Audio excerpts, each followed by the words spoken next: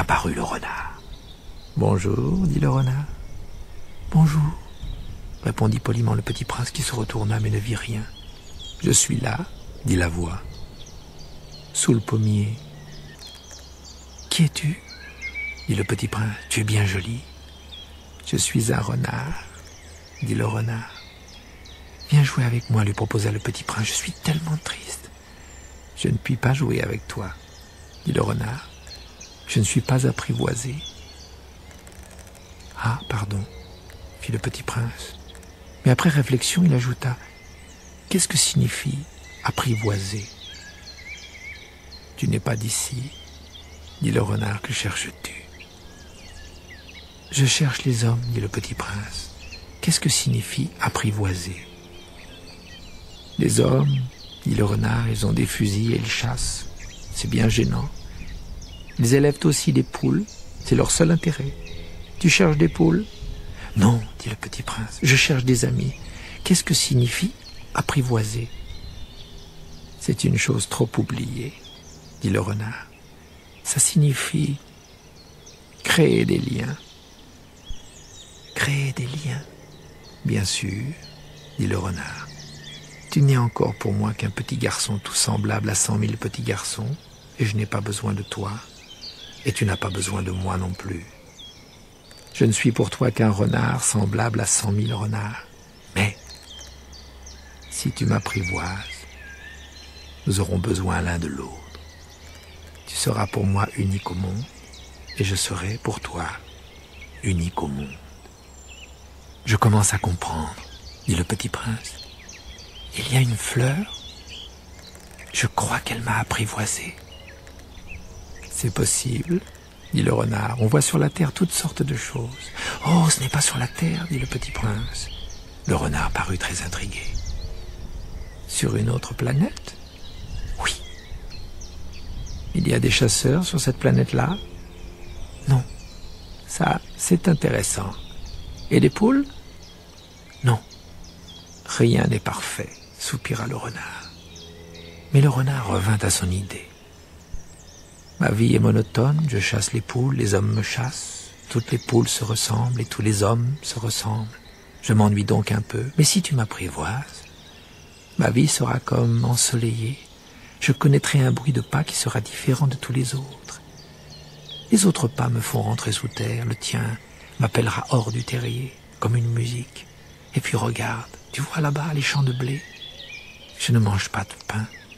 Le blé pour moi est inutile. Les champs de blé ne me rappellent rien. Et ça, c'est triste.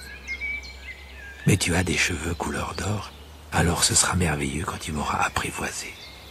Le blé, qui est doré, me fera souvenir de toi. Et j'aimerai le bruit du vent dans le blé. Le renard se tut et regarda longtemps le petit prince. S'il te plaît, apprivoise-moi. Je veux bien, répondit le petit prince, mais je n'ai pas beaucoup de temps. J'ai des amis à découvrir et beaucoup de choses à connaître. On ne connaît que les choses que l'on apprivoise, dit le renard. Les hommes n'ont plus le temps de rien connaître. Ils achètent des choses toutes faites chez les marchands, et comme il n'existe point de marchands d'amis, les hommes n'ont plus d'amis. Si tu veux un ami, apprivoise-moi. Que faut-il faire, dit le petit prince. Il faut être très patient, répondit le renard. Tu t'assoiras d'abord un peu loin de moi, comme ça, dans l'herbe. Je te regarderai du coin de l'œil, et tu ne diras rien. Le langage est source de malentendus, mais chaque jour tu pourras t'asseoir un peu plus près. Le lendemain revint le petit prince. Il eût mieux valu revenir à la même heure, dit le renard. Si tu viens par exemple à 4 heures de l'après-midi, dès 3 heures, je commencerai d'être heureux. Plus l'heure avancera, plus je me sentirai heureux. À 4 heures déjà, je m'agiterai et m'inquiéterai. Je découvrirai le prix du bonheur.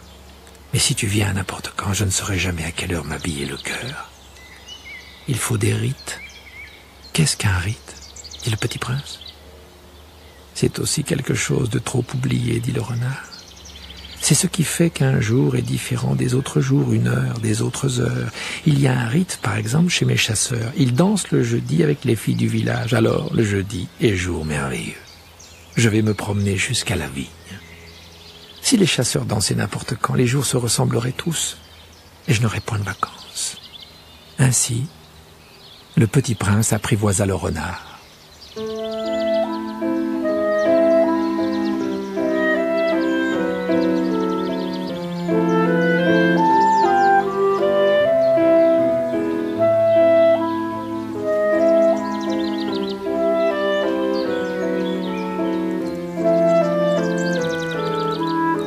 Et quand l'heure du départ fut proche, « Oh !»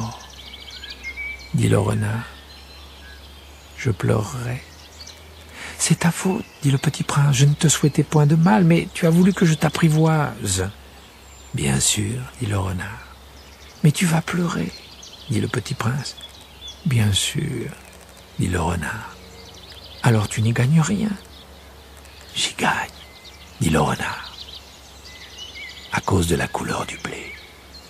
Puis il ajouta, « Va revoir les roses. Tu comprendras que la tienne est unique au monde. Tu reviendras me dire adieu, et je te ferai cadeau d'un secret. » Le petit prince s'en fut revoir les roses. « Vous n'êtes pas du tout semblable à ma rose. Vous n'êtes rien encore, leur dit-il. Personne ne vous a apprivoisé, et vous n'avez apprivoisé personne. Vous êtes comme était mon renard. Ce n'était qu'un renard semblable à 100 000 autres, mais j'en ai fait mon ami, et il est maintenant unique au monde. » Et les roses étaient bien gênées. « Vous êtes belle, mais vous êtes vide, leur dit-il encore. On ne peut pas mourir pour vous. Bien sûr, ma rose à moi, un passant ordinaire croirait qu'elle vous ressemble, mais à elle seule, elle est plus importante que vous toutes, puisque c'est elle que j'ai arrosée, puisque c'est elle que j'ai mise sous globe, puisque c'est elle que j'ai abritée par le paravent, puisque c'est elle dont j'ai tué les chenilles, sauf les 2 ou 3 pour les papillons, puisque c'est elle que j'ai écouté se plaindre ou se vanter, ou même quelquefois se taire, puisque c'est ma rose. » Et il revint vers le renard. « Adieu, dit-il. »« Adieu, dit le renard.